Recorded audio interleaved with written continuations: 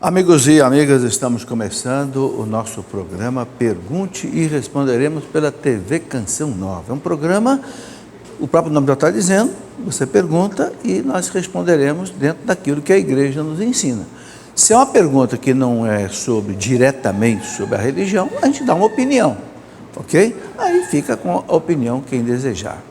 Vamos fazer como sempre, pedir à Virgem Maria que nos abençoe, interceda por nós para que nós tenhamos a graça e a bênção de Deus para fazer esse programa. Em nome do Pai, do Filho e do Espírito Santo. Amém. Ave Maria, cheia de graça, o Senhor é convosco.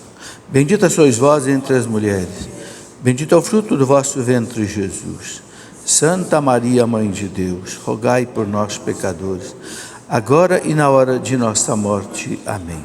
Glória ao Pai, ao Filho e ao Espírito Santo. Glorioso São José, rogai por nós, em nome do Pai, do Filho e do Espírito Santo. Amém. Muito bem, quero saudar vocês que estão aqui no nosso estúdio, Santa Clara da Canção Nova. Temos amigos aqui de Ribeirão Preto, quem são? Aí, sejam bem-vindos. Ribeirão Preto, São Paulo. Estive lá domingo pregando lá na Semente de Vida Nova. Campo Alegre, Santa Catarina. Itatiba, São Paulo. São Paulo, capital. Mogi das Cruzes, São Paulo. Santo Antônio da Posse, São Paulo, certo? E Brasília, no Distrito Federal. Sejam bem-vindos. Vamos realizar o nosso programa juntos. Quero mostrar aqui esse lançamento da editora Canção Nova, um lançamento muito bom. A Cura do Cego de Siloé, é do Prado Flores. Prado Flores é um pregador reconhecido internacionalmente, ele é mexicano, mas já pregou em mais de 46 países. Aqui na Canção Nova já teve várias vezes. É um conhecedor profundo da Sagrada Escritura, não é? Ele escreveu esse livro, A Cura dos... É aquele episódio do Evangelho de São João, onde Jesus cura aquele cego de nascença, né? Gera-se toda uma polêmica tal. Então, o Prado Flores, e ele coloca como subtítulo a experiência de quem se deixou envolver pela esperança e conquistou novos horizontes.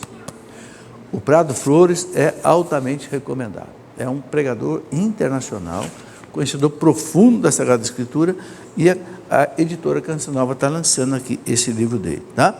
Eu estou lançando 2 livros.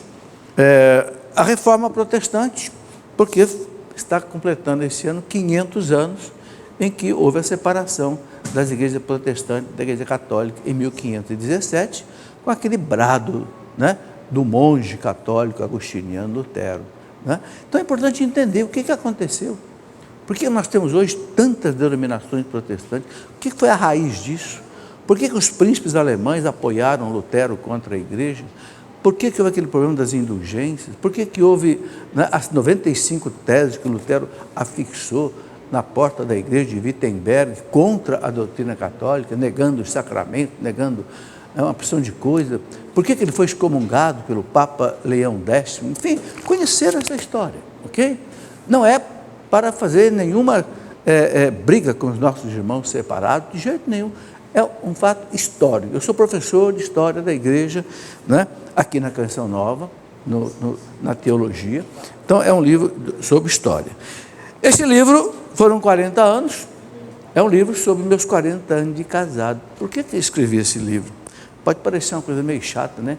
É que um padre pediu para escrever, um padre amigo meu, padre Demétrio Gomes, de Niterói, grande amigo. Quando a minha esposa morreu, há 4,5 anos e meio atrás, ele veio me visitar e ele disse: professor, escreva um livro sobre os seus 40 anos de casado. Eu digo: padre, mas é muito chato, né? Falar da vida da gente. Ele falou: não, o senhor prega para casais no Brasil e no mundo inteiro. Então é interessante eles saberem como é que o senhor viveu. O senhor teve 5 filhos, tem 12 netos. Então está aqui, a capa do livro está o padre Jonas aqui, Monsenhor Jonas, que celebrou meu casamento quando eu tinha 22 anos de idade, né? E aqui, a minha querida noiva de 22 anos de idade também, na época. Muito bem, agora, é um livro que eu escrevi para os casais, não é uma biografia minha, não. É um livro que eu contei a minha história, evidentemente, mas mostrando para os casais as dificuldades que a gente passa na vida de casado e como a gente tem que viver. na fé, na perseverança, no amor, na fidelidade, etc. Muito bem, eu quero também dizer o seguinte, nós estamos aí às vésperas da festa de São José. Eu gosto sempre de dizer isso. Os dois santos mais importantes da igreja quais são? Nossa Senhora e São José. Por quê? Porque são pai e mãe de Jesus Cristo. Pai legal, São José foi adotado como pai legal. Quando São José quis ir embora, o anjo apareceu para ele e disse, Deus quer que você seja o pai dessa criança. Não, o pai nutrício, o pai legal, o pai adotivo.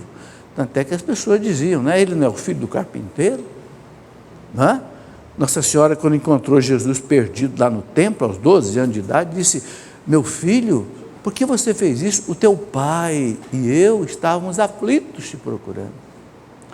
Então, São José, a igreja diz que Nossa Senhora tem, nós precisamos dar um culto de hiperdulia, e a São José um culto de protodulia. Dulia quer dizer veneração. Proto quer dizer primeiro. Então, Nossa Senhora recebe o primeiro culto de veneração, porque é mãe de Deus. Protodulia. Ou melhor, desculpa, hiperdulia. São José recebe o culto logo em seguida, é o chamado protodulia. Depois vem o culto aos santos. Ok? Porque, claro, né, São José e Nossa Senhora foram proclamados por um Papa, pai e mãe da igreja, patronos da igreja. Então, dia 19 é festa de São José. Esse ano vai ser celebrado no dia 20, por quê? Porque 19 é domingo. A igreja não celebra a festa de santo no domingo. Então, quando a festa de um santo cai no domingo, a igreja passa para segunda-feira. Então, São José, esse ano, liturgicamente, vai ser celebrado no domingo, na segunda-feira, dia 20. E note uma coisa interessante, a igreja vai tirar o roxo. É como se a igreja suspendesse a quaresma. E põe o branco. Por quê? Festa de São José. Tem uma outra festa que a igreja tira o branco na quaresma. Qual é? Dia 25 de março. Que é a festa, né, da anunciação do anjo a Maria, em que o verbo se fez carne. A igreja tira o roxo também. Por quê? Porque é um dia de festa. Então, o padre põe o paramento branco. Repara para você ver, dia 19 e dia 25. Santa Teresa d'Ávila dizia o seguinte, nas festas de São José, sempre que eu pedia uma graça a ele, eu recebia a graça. Está aí, né? Canção Nova está no ar aí no site dela, a novena de São José, já estamos no 6º dia, né? Eu escrevi um livro sobre São José, porque recebi uma graça extraordinária. Minha esposa fumava há 30 anos, numa festa de São José deixou de fumar, depois de uma procissão que nós fomos. Eu prometi a São José que eu ia escrever um livro sobre a vida dele, está aqui, ele já tem uns 5, 6 anos, ou até mais. Né?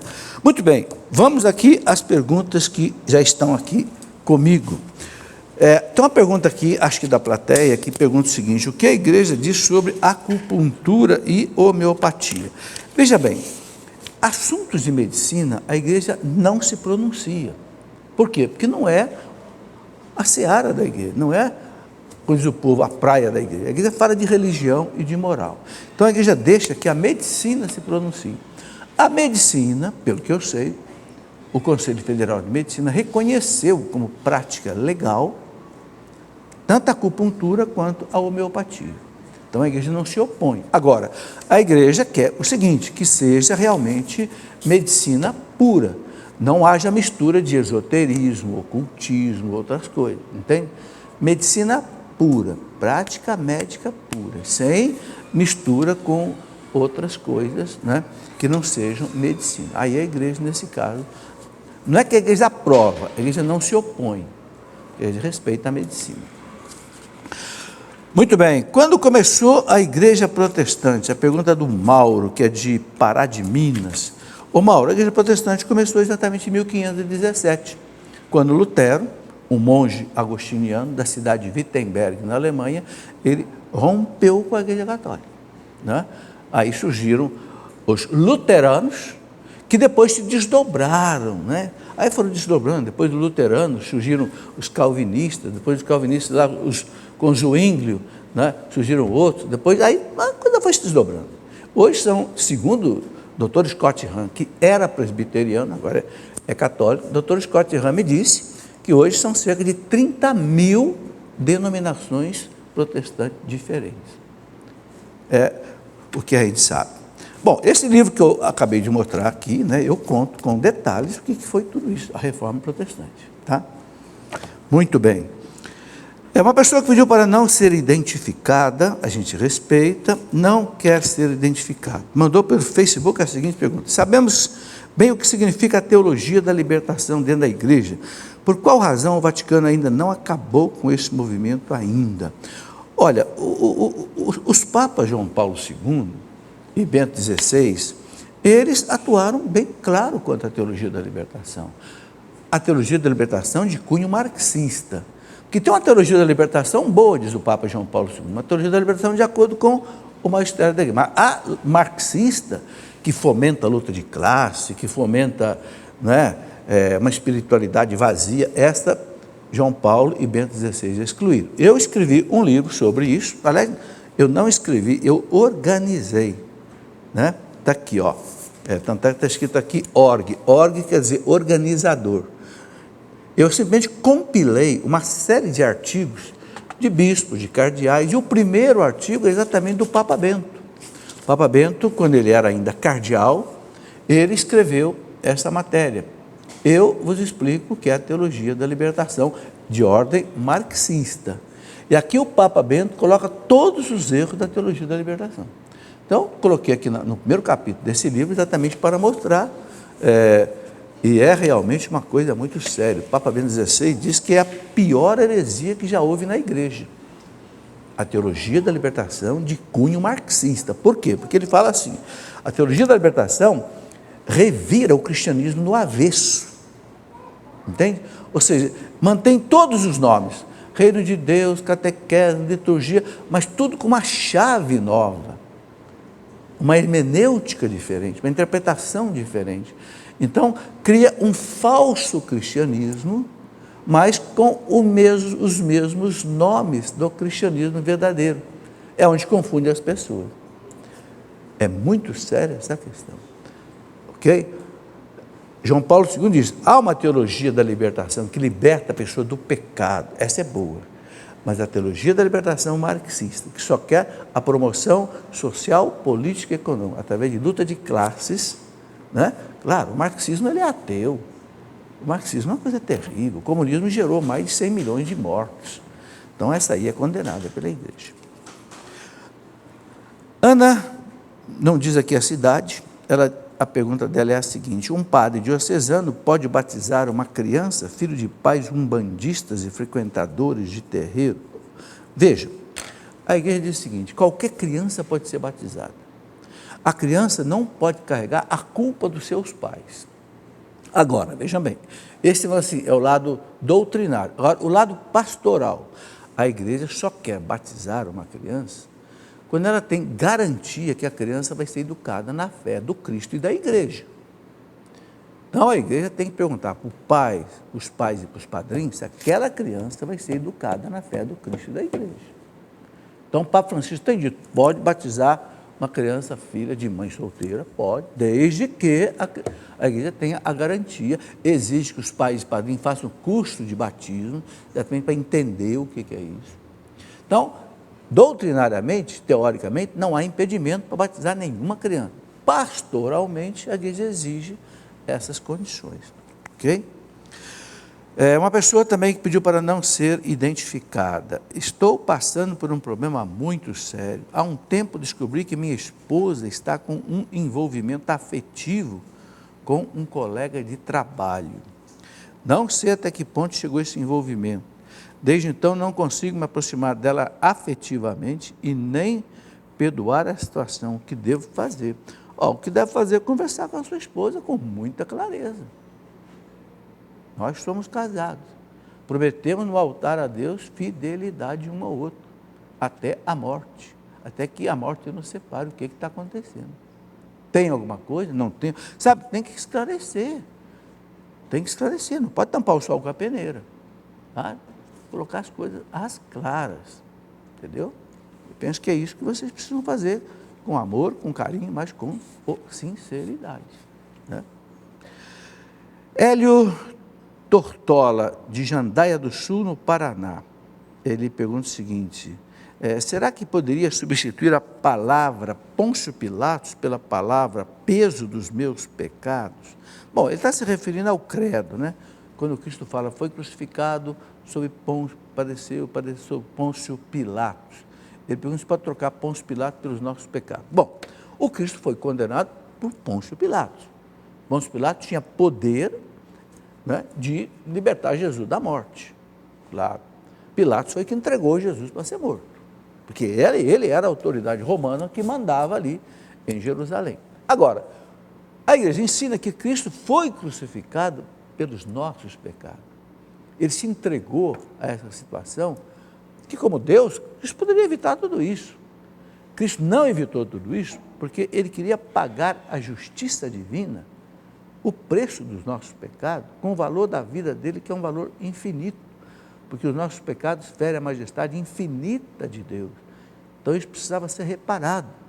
Então Cristo quis oferecer a vida dele, desde que ele desceu do céu e se encarnou, ele quis oferecer a vida dele para a libertação dos nossos pecados. Então a gente pode entender que Pilatos foi quem condenou Jesus à morte, ele, os sumos sacerdotes, doutores da lei, todos o que levaram Jesus à morte. E ninguém foi obrigado a fazer isso. Cada um agiu com a sua própria liberdade. Deus não impôs a Pilatos, a ninguém, condenar Jesus, não.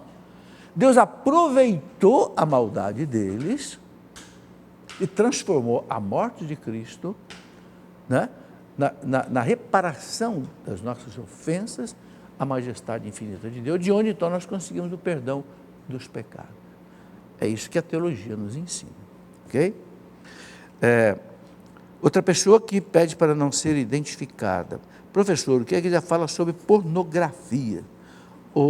A pessoa que pergunta, a igreja fala que a pornografia é um horror, né? Eu vou ler para vocês o que fala o catecismo da igreja sobre pornografia.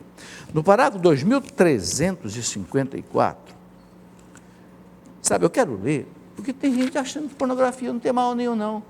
O casal pode assistir filme pornográfico nas suas intimidades. Não pode, não. O catecismo vai dizer bem claro para você.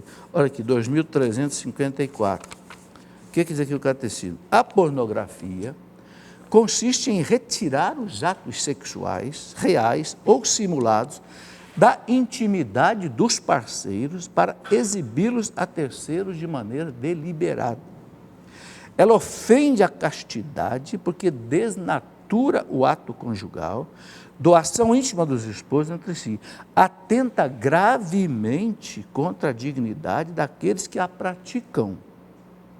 Atores, comerciantes, públicos, porque cada um se torna para o outro um objeto de prazer, rudimentar e de um proveito ilícito. A pornografia faz da outra pessoa uma coisa, um objeto de prazer. Esse é o pecado. Eu não posso transformar um ser humano numa coisa, onde eu vou desfrutar dela como se fosse uma laranja que eu chupo, uma maçã que eu como. É um ser humano, é imagem e semelhança de Deus, é templo do Espírito Santo. O corpo dele é o templo de Deus. Eu vou colocar isso. Então o catecismo fala bem claro, né? Mergulha uns e outros na ilusão de um mundo artificial, é uma falta grave. Olha aqui, falta grave quer dizer pecado grave. As autoridades civis devem impedir a produção e a distribuição de materiais pornográficos. Ele pede que as autoridades proíbam. Infelizmente não proíbem, né? Está cheio de revista pornográfica, cheio de filme pornográfico, cheio de vídeo pornográfico, envenenando a vida dos jovens, envenenando a vida dos homens, das mulheres. Leia o parágrafo 2354 do catecismo, ok? Então a resposta da igreja é bem clara sobre isso. Eu escrevi um livro, por causa dessas coisas e outras coisas, O Brilho da Castidade. Porque eu vejo aí, né, gente dizendo, não, a masturbação não é pecado. Tem até padre que diz isso para o jovem, pelo amor de Deus. Leia o que o catecismo diz. Então, o catecismo fala pecados contra a castidade, masturbação, práticas homossexuais, fornicação, adultério. Tudo isso é pecado contra o sexto mandamento. Então, a castidade é um brilho, é uma beleza, né? Muito bem. Marina Leda Darwish. de Belém do Pará. Ela pergunta o seguinte, diz que é sócia pelo débito automático, a gente agradece muito, que é a melhor maneira de você contribuir com a Canção Nova. A Canção Nova precisa muito da tua ajuda. A Canção Nova não tem propaganda, não tem comerciais. E a Canção Nova, para manter todo esse sistema de evangelização, gasta mais de 20 milhões de reais por mês. E é só de doações. Gostaria de saber sobre a relíquia de São Januário. Ô Marina, é uma relíquia maravilhosa. São Januário foi bispo ali em Nápoles, ali no sul da Itália, perto ali do Vesúvio, né, aquele vulcão que tem ali. E ele foi mártir no ano mais ou menos 300, na perseguição do imperador Diocleciano. Né? E quando ele foi martirizado, os cristãos colheram um pouco do sangue dele. Esse sangue está hoje lá na Basílica, né, de Nápoles, que é de São Januário. 3 vezes, e esse sangue está solidificado. 3 vezes por ano, né, o bispo ali de Nápoles, numa missa, pega aquela ampola e a ampola se liquefaz. Então, para os italianos, isso é muito antigo, é um sinal de bênção para a cidade. Este ano não se liquefez. Então, levantaram muitas perguntas, o que será que vai acontecer? Né? Quais são as datas? 19 de setembro, que é a festa dele, depois 16 de dezembro, é outra comemoração importante, e também no primeiro domingo de maio, porque são festas ligadas à transposição do corpo dele para Nápoles, etc. São 3 festas importantes que acontece a liquefação do sangue dele naquela ampola. Muito bem, né? A gente vê isso aí, inclusive, pela internet. Outra pessoa que pede para não ser identificada. Ao entrar na igreja, fazemos o sinal da cruz. Porém, fui indagado por uma pessoa na paróquia da minha cidade, dizendo que estava errado fazer o sinal da cruz. Ela disse que somente pode fazer o sinal da cruz quando o padre assim o concede. Agora pergunto, ela está certa? Tem algum texto no catecismo que a igreja... Sabe, não precisa nem de texto no catecismo. A gente faz sinal da cruz a hora que quiser. Você faz sinal da cruz a hora que você levanta, para pedir a Deus que abençoe seu dia. Você faz sinal da cruz para fazer a oração, não sei, na refeição, na missa. Você faz o sinal da cruz a hora que você quiser. Tem gente que passa por uma igreja, faz o sinal da cruz. Agora, o importante é fazer com convicção. Não é fazer do sinal da cruz um amuleto que magicamente vai... Não. Eu estou fazendo alguma coisa em nome do Pai, em nome do Filho, em nome do Espírito Santo. Então, fazendo o sinal da cruz com convicção, com devoção, você pode fazer quantas vezes quiser, em qualquer hora que quiser. E é bom que faça, porque o demônio foge do sinal da cruz. Uma hora de tentação, faça o sinal da cruz. Reza o credo. O que o povo antigo dizia? Quando você dava uma notícia ruim para uma pessoa antiga, ela dizia assim, cruz credo. O que é o cruz credo? É a cruz e rezar o credo. Porque o demônio, entendeu? Então, é preciso ter devoção. Muito bem, outra pergunta, Sônia Maria Teixeira, de Niterói, via telefone. Ela pergunta o seguinte, sócia pelo débito automático. Muito obrigado, Sônia. Fui à missa em outra paróquia e o padre falou que São José era viúvo e tinha filhos. Gostaria de saber se é verdade. Ora, existe um livro apócrifo que a igreja não reconhece como verdadeiro, que fala de São José viúvo e fala de São José até com filhos. Papa João Paulo II, nas catequeses dele sobre a Virgem Maria, fala que não há motivo histórico, científico, para que a igreja reconheça São José nem como viúvo e nem como pai de outros filhos. Por quê? Porque não aparece em lugar nenhum. Em todos os 4 evangelistas, nos Atos dos Apóstolos, na carta dos... ninguém cita São José como casado, como viúvo e tendo filho. Não aparece em lugar nenhum. Na tradição da igreja não aparece, na Bíblia não aparece, né? E no magistério da igreja não aparece. Então a igreja não acredita que São José tenha sido viúvo e tenha tido filho. Bom, vamos para o nosso intervalo e depois eu vou responder as perguntas que chegaram por e-mail. Vão aparecer aqui no plasma, aqui do meu lado. Ok? Espera aí que nós voltamos rapidamente. Muito bem, já estamos de volta com o nosso programa. Você viu aí que rapidez de intervalo? Mal deu tempo de eu tomar um pouco d'água. É verdade. Por quê? Porque não tem propaganda, não tem comerciais. ok? A Canção Nova precisa da sua ajuda por isso. E eu quero aqui falar uma coisa muito importante. Vocês estão vendo, vocês que estão aqui, estão vendo essas 3 câmeras aqui. Cada um com uma máquina possante dessa aí, que é extremamente cara. Tudo isso vai ter que ser trocado. Por quê? Porque a TV tem que passar do sistema analógico, que é um sistema antigo, para o sistema digital. Todo mundo sabe o que é o digital, né? Todas as torres de transmissão para os satélites têm que ser modificadas. E a Canção Nova tem isso no Brasil inteiro. Ok? Isso vai gastar milhões de reais. E é obrigado a fazer, senão a TV não continua no ar. E a Canção Nova, então, pede a sua ajuda exatamente. Além dela ter que manter, né, a despesa mensal, que ultrapassa 20 milhões, tem que fazer todo esse esforço extra para manter, trocar tudo isso. Tem prazo para isso acontecer. É por isso que a gente pede encarecidamente que você seja um sócio contribuinte da Canção Nova. Nós temos aqui o site que você pode se inteirar disso, clube.cançãonova.com, ou então pelo telefone 12 31 86 2600. Olha, gente, tempo de quaresma é tempo de esmola. Esmola não é aquele centavinho que você põe lá na bolsa da missa, não. Esmola é uma ajuda substancial à igreja. É o dízimo que você paga, é a oferta que você faz para uma obra de evangelização como a Canção Nova. Entende? Como dizia o Nelsinho, põe a mão no coração e reza. Agora tira a mão do coração e desce lá para o bolso. Tira o escorpião do bolso e ajuda as obras da igreja, as obras de caridade, as obras de evangelização para salvar almas. Entendeu? Deus vai nos gratificar por isso. Muito bem, eu tenho aqui uma informação para dar, muito importante, encontro de oração para homens. Olha que coisa bonita. Aqui na Canção Nova, dia 25 e 26 de março, né, esse mês, né, com o tema Quando os Homens Rezam. Olha, quando os homens rezam, balança o céu. Né? Eu estou impressionado com uma realidade que se chama o Terço dos Homens. Eu tenho sido convidado para encontro de Terço dos Homens com 1000 homens. Eu descobri que os homens não gostam de rezar com as mulheres, os homens rezar sozinhos. Porque quando você chama o povo para rezar, só vem mulher. Mas quando você chama só homem, os homens vêm. Que coisa boa. Então inventaram um jeito de fazer os homens rezarem. Fazer o homem rezar. Então está aí, ó, o encontro só para homens aqui na Canção. Manda seu marido para cá.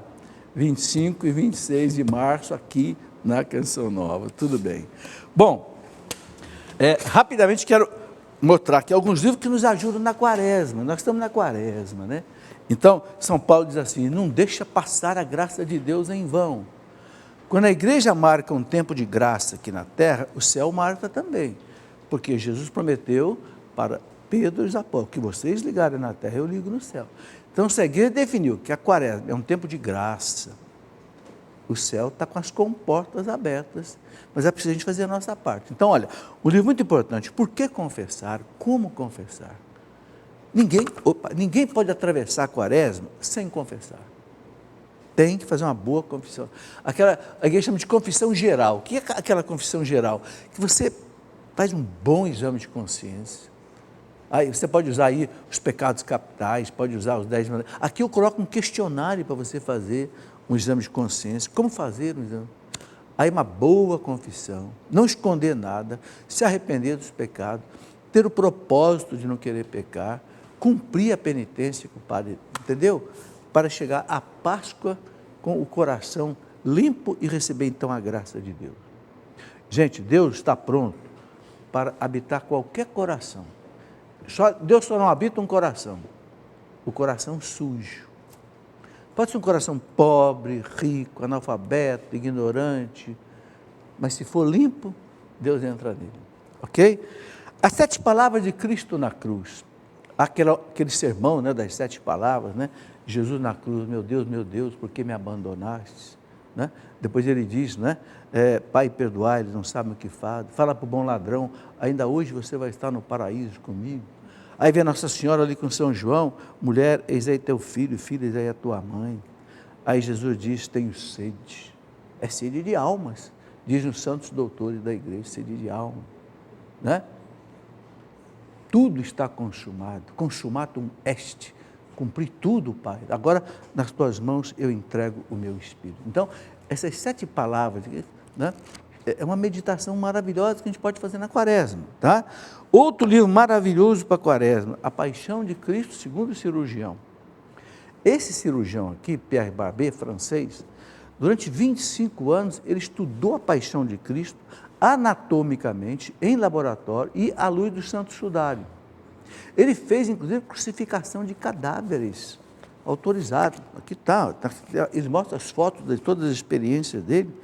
Por exemplo, vou mostrar aqui uma foto interessante, onde ele mostra um crucificado, né, que ele fez em laboratório para estudar como é que foi a paixão de Cristo. Por exemplo, ele fala, o Cristo não foi crucificado na palma da mão. Não, o prego foi aqui, ó, nesse ponto, porque senão rasgava. Aqui não rasga, vai ter uma conjunção de ossos aqui que segura. Tá? Inclusive, ele mostra isso pelo Santo Sudário. No sudário aparece a marca. Tá? E aqui ele mostra, por exemplo, vou mostrar aqui uma foto onde ele mostra como é que o escravo foi colocado na mão de Cristo. Olha aí. Tá? Ou seja, um estudo científico. Né? Agora, o mais bonito que eu acho nesse livro é o último capítulo, onde ele narra a paixão de Cristo, ou seja, o que o Cristo sofreu, a paixão corporal de Cristo. Eu nunca li nada parecido. O Mel Gibson baseou-se nisso aqui para fazer o filme dele. E o Dr. Pierre Barbet, né, ele disse que depois que ele terminou isso, ele não conseguia mais fazer a via sacra, porque ele desmaiava no meio da via sacra, ao ponto que ele entendeu o que o Cristo sofreu. Ele tinha que parar, sair da via sacra, porque ele não aguentava chegar ao fim da via sacra. Impressionante. Bom, e um outro livro, também ligado a isso, Flores e Plantas do Santo Sudário. É a última descoberta sobre o Santo Sudário. Um pesquisador judeu, que não é católico, doutor em botânica da Universidade Hebraica, né? Ele descobriu flores que ficaram marcadas no Santo Sudário, flores que foram colocadas no rosto de Cristo, no cruz, porque o judeu, quando alguém morria ensanguentado, eles não tiravam sangue. Isso o doutor Avinoam Danin, que escreveu esse livro, é que conta. Ele é judeu, ele mora em Jerusalém. Eu fui buscar esse livro em Jerusalém. Eu conversei com ele por e-mail, perguntei, o senhor é católico, cristão? Ele disse, não, sou judeu, não sou católico, não sou cristão, nem quero ser, mas o sudário é autêntico. O sudário foi desse homem crucificado aqui em Jerusalém, que vocês chamam de Jesus Cristo. E aqui no livro ele mostra todas as provas científicas que ele encontrou. Inclusive esteve até no Vaticano por causa disso. Mostra as flores, né? Vou mostrar uma foto aqui só, muito interessante. Até os espinhos da coroa de Cristo ficaram marcadas no Santo Sudário. Ele mostra tudo isso, usando as técnicas mais modernas de imagens, né? Tipo ressonância magnética e tal. Ele fez testes impressionantes, né?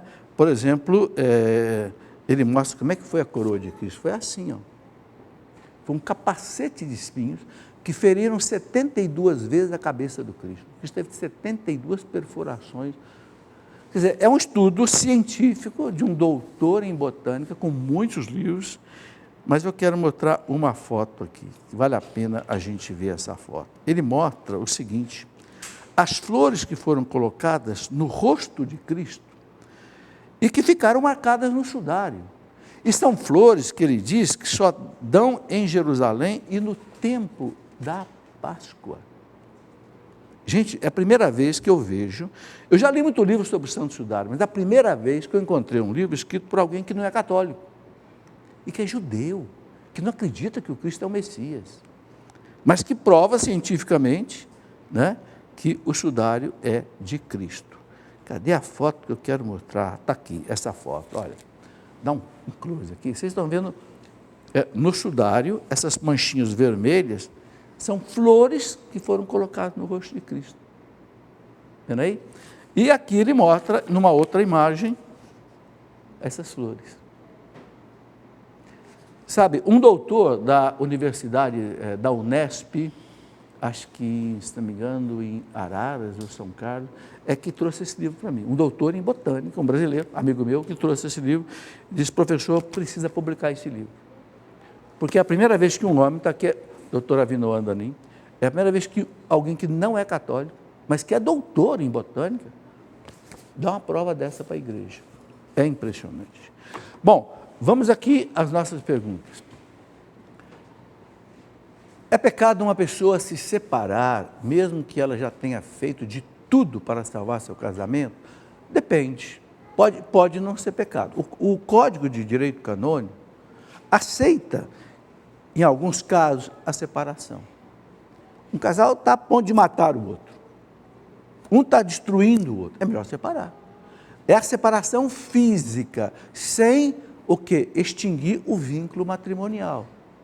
Porque o vínculo matrimonial, ele só se extingue com a morte de um dos dois. Ou então, se a igreja declarou que o casamento foi nulo, aí não houve o vínculo. Mas se houve, se o casamento foi válido, só a morte pode separar. Então, quando há uma separação, a igreja chama de separação física. Por que cada um não pode casar de novo? Porque eles ainda são casados. Porque a separação física não extingue o vínculo sacramental matrimonial. Ok? Então, essa é a questão. Então, pode, em certos casos, a igreja aceitar a separação. Às vezes, a igreja aceita até a separação judicial, para que o mais fraco fique protegido. Criança, tem que pagar pensão para os menores. Então, a igreja aceita até em alguns casos. Né? Aí, o bispo, evidentemente, tem que autorizar. Que haja até o divórcio. Não como regra, como exceção, para a proteção daqueles que são menos protegidos, ok? Muito bem. Isso está dentro do contexto da igreja obrigar o casamento no civil. Por que a igreja faz o casamento religioso e obriga no civil? Para que a família tenha também a segurança civil da sociedade. Juliano, como foi escrever os livros sobre a história da igreja? Quanto tempo levou e quando será lançado a Idade Contemporânea? O Juliano está falando desses dois livros aqui, ó. História da Igreja, Idade Antiga, que eu escrevi, né? Vai até o século V, e depois da Idade Média, que vai do século VI até o século XV. E agora, eu já acabei de escrever o terceiro volume, que é a Idade Moderna e Contemporânea. Ô Juliano, mais uns 2 meses deve estar lançado. E aqui na minha mão, eu tenho, não, aqui não, aqui, deixa eu ver se está aqui, não está. Eu tenho uma coleção gravada em áudio, MP3, 100 horas, um curso de história da igreja. Então, quem gosta de ouvir, é uma coleção de mais ou menos, acho que uns 20 CDs, onde tem mais ou menos 100 horas, e você pode ouvir século I, século II, até o século XX, história da igreja. É o curso que eu dou aqui para os... Isso, vai me dar aqui. É o curso que eu dou aqui no seminário da Canção Nova para os estudantes de teologia da Canção Nova. Só que aqui é um curso de 2 anos de história da igreja. São 4 semestres. Né? E ali está colocado no livro. E aqui é a coleção, né? São, não sei quantos CDs são, mas mais ou menos 100 horas. Quem gosta de estudar, de ouvir, e ali quem gosta de ler. Muito bem. Bom, quanto tempo eu gastei? Ô Juliano, eu acho que eu devo ter gastado aí uns 5, 6 anos, mais ou menos, estudando a história da igreja. Eu estudo a história da igreja há mais ou menos uns 20 anos. Não é fácil aprender a história da igreja, porque eu li toda a coleção do Daniel Rupes, que são 10 volumes, cada volume tem mais ou menos 800, 900 páginas. Então, a história da igreja é a história mais difícil de ser estudada, porque nenhuma instituição na face da Terra teve 2000 anos, só a Igreja Católica. Então, é a Idade Antiga, a Idade Média, e você precisa conhecer a história universal para você entender a história da igreja, porque as duas são mescladas. Mas é muito bonito, e é muito importante a gente conhecer. Kelly, por que não se pronunciam o aleluia e o glória durante a quaresma? Porque a igreja quer que na quaresma haja um tempo assim de mais silêncio, mais reflexão. O glória e o aleluia são expressões assim de louvor. Então a igreja quer deixar isso para a festa da Páscoa. Tá? É como que assim um recatamento espiritual de silêncio, é como cobre as imagens dos santos, não é isso? Vai no dia da Páscoa e abre tudo. Okay? É uma ação pastoral. Aparecida Duarte, é pecado colocar o nome de Deus em animal? Por que não se come carne nas sextas-feiras? Bom, eu acho que realmente colocar o nome de Deus em animal não fica bem, né? Não usar o nome de Deus em vão. Deus, olha gente, os judeus não pronunciavam a palavra Deus, que era o quê? Javé. Eles diziam Adonai. Adonai que é o meu Senhor. Depois juntaram o Javé com o Adonai e deu o Jeová. Os judeus maçoretas, lá por volta do ano 700 depois de Cristo, na França. Não é? Olha, o Papa, uma coisa que muita gente não sabe, o Papa Bento XVI baixou um decreto proibindo na Igreja Católica a gente usar a palavra Javé nas liturgias, nos cantos. E eu vou na missa aí, o povo cantando, o Senhor Javé, o Senhor está proibido por decreto do Papa. Por quê? Porque o Papa Bento XVI quis fazer um gesto de delicadeza com os judeus. Não usar o nome de... entende? Porque eles não usam. Então o Papa achou, na sabedoria dele, na inspiração de Papa, que nós católicos devemos respeitar isso também. Então não usar na liturgia. Mas eu vejo em muitas missas o povo cantar a música com o nome de Javé. Vamos alertar as pessoas da liturgia. Se alguém quiser conhecer esse documento, eu tenho no meu computador, eu mando para você. Ok? Bom, então, não se deve usar o nome de Deus assim para qualquer coisa. Não tem sentido, né? Muito bem. Agora, por que não come carne na sexta-feira? Não é proibido comer carne na sexta-feira. Só é proibido comer carne em 2 dias do ano. Quarta-feira de cinza e sexta-feira santa. Agora, muita gente faz a penitência de não comer carne em todas as sextas-feiras. É um sacrifício. Nada mais do que isso. O motivo é um sacrifício, que a maioria do povo gosta mais de comer carne do que de comer peixe, não é verdade? Carne de frango, carne de boi, carne de... Então, é um sacrifício. Sacrifício quaresmal, como outros sacrifícios, outras mortificações que você pode fazer. Marilene de Cuiabá, quando morremos não podemos ir diretamente para o céu? Pode, Marilene, claro. A Bíblia fala que quando a gente morre, vem o julgamento.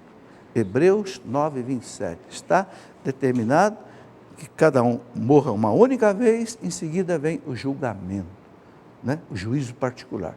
Aí a pessoa pode ir direto para o céu, pode terminar sua santificação no purgatório e ir para o céu, ou se ela rejeitou Deus radicalmente, ela pode viver sem Deus definitivamente, o que a igreja chama de inferno, né? Então pode ir para o céu, sim. Santa Teresinha dizia, eu vou para o céu. E tem mais, quando eu chegar no céu, Deus vai ter que fazer a minha vontade. Por quê? Porque aqui na terra eu fiz a vontade dele em tudo. Teresinha era Teresinha, né? E a igreja confirmou, santificou Santa Teresinha. Quer dizer, pode sim, né? Viva a santidade que você vai chegar no céu direto. E aí, gente, uma coisa importante, as indulgências plenárias. O que é indulgência plenária? Quando você consegue uma indulgência plenária, todas as penas que você teria que cumprir no purgatório para chegar à santidade, você fica isento delas.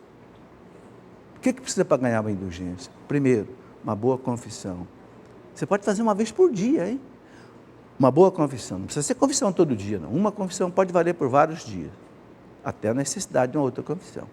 Comunhão, Eucaristia, rezar pelo Papa, pelo menos no Pai Nosso, uma Ave Maria em glória ao Pai, por intenção do Santo Padre. E quarto, você escolher uma alternativa entre 4. Quais são as 4? Ou você reza o terço meia hora, diante de um oratório, com a família ou com a comunidade, ou você faz a via sacra na igreja, acompanhando os quadrinhos, ou você reza meia hora diante do Santíssimo, no sacrário, ou você faz leitura da Bíblia meditada, orante, durante meia hora. Escolhe uma das 4 alternativas. É a quarta condição que você ganha uma indulgência plenária, ou para a sua alma, ou para a alma de alguém que já morreu. Isso isenta a alma do purgatório e ela vai para o céu. É tão fácil, né? É pena que muita gente não acredita. Eu até escrevi um livro sobre isso, o que são as indulgências, com a Constituição Apostólica sobre as Indulgências do Papa Paulo VI, de 1967. É baixado pelo Papa isso. Tem um manual das indulgências do Vaticano. Não é brincadeira, não. Ok.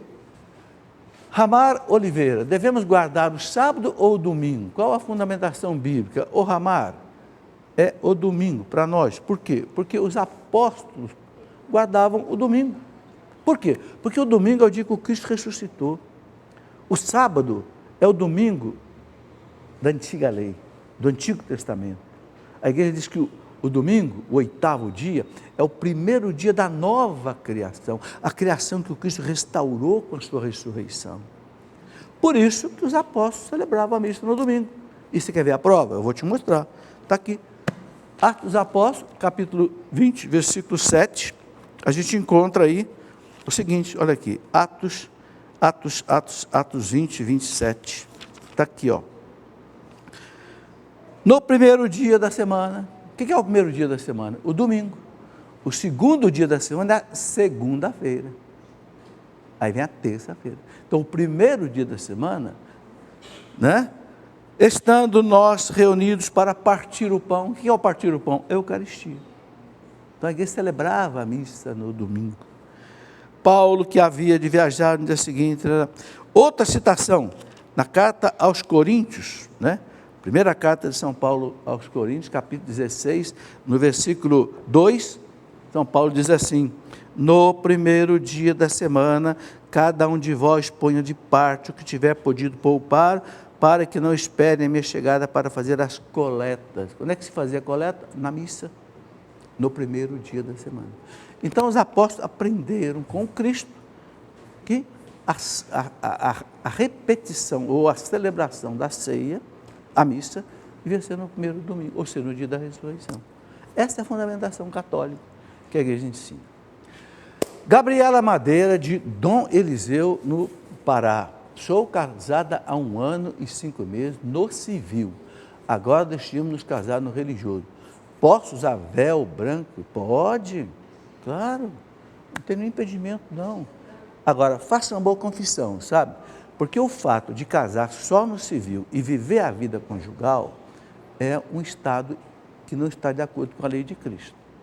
Para a igreja, o casamento só é válido, só é legítima a vida sexual a partir do matrimônio. Então, se vocês já viveram a vida sexual sem o matrimônio, procure um padre e confesse, porque vocês não agiram de acordo com a lei de Cristo. Não tem problema, se confessa, vai para o casamento de véu e grinalda branca, pode dar festa, pode dar o que você quiser. Vai ser uma alegria para Deus vocês receberem o sacramento do matrimônio. Ok? O que mais? Lucas Belanda, Cândido Mota, São Paulo. Existiu a Torre de Babel? Existiu. A Torre de Babel era o que os babilônios chamavam de zigurates. O que é o zigurate? Era aquelas torres enormes que eles construíram com tijolo cozido, como fazia também no Egito, né? As obras faraônicas do Egito eram tijolo cozido, e os babilônios achavam que os deuses moravam nos altos das colinas, das montanhas, então eles quiseram construir também um templo altíssimo para os deuses, né? Era o que depois ficou sendo chamado de Torre de Babel, ok? Então, realmente existe na Babilônia ainda hoje a Babilônia é a região ali do Iraque, né? Existe restos dessas torres. Heloísa Morato, de Pitangui, Minas Gerais. O cristão pode fazer a opção em vida de doar seu corpo para a ciência após a morte? Heloísa, eu não sei se já pode fazer a doação do corpo inteiro, mas eu sei que a igreja autoriza, inclusive incentiva, a igreja fala que é uma obra de caridade, você doar o que pode ser doado, né? O coração, as córneas, né? E outros órgãos do corpo. Evidentemente, a medicina ainda não consegue aproveitar tudo, não existe transplante de cérebro, né? Então, aquilo que a medicina já pode usar no transplante, a igreja reconhece, desde que você queira, não seja forçado, né? E a família, se a pessoa já morreu, a família autorize, né? Olha, eu mesmo fiz 8 vezes cirurgia para transplante de córnea, porque quando eu fiz lá atrás, há mais de 40 anos atrás, a coisa não estava bem dominada ainda, eu tive que refazer várias vezes. Mas várias pessoas que morreram do Aracor, novamente, senão não estavam enxergando hoje, não. Graças a Deus, eu rezo pelas almas dessas pessoas. Muito bem. Karen Franco. Adão e Eva, ou seja, os primeiros homens da criação, eram neandertais. Como entra a questão da pré-história, os dinossauros, os homens das cavernas? Ô Karen,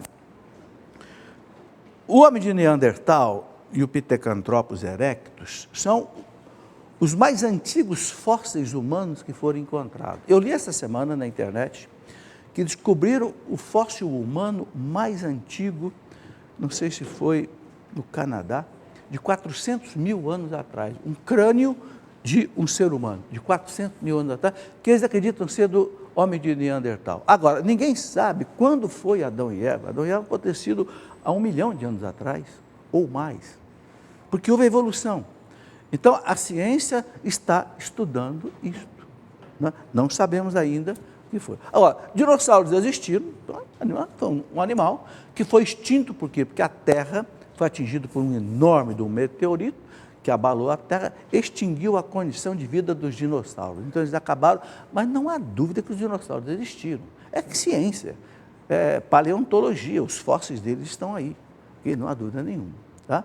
É o que a gente pode dizer. Bom, chegamos ao final do programa, já levantou a bandeirinha aí do término. Eu quero agradecer, então, a vocês que vieram aqui participar, tão bem educados aí, silenciosos, né? E você de casa também que nos acompanhou, tá certo? Um grande abraço e até o próximo programa, se Deus quiser.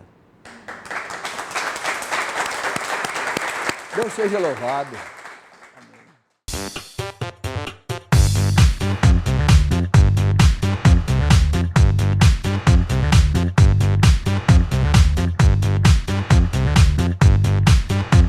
CançãoNovaPlay.com. Assine já!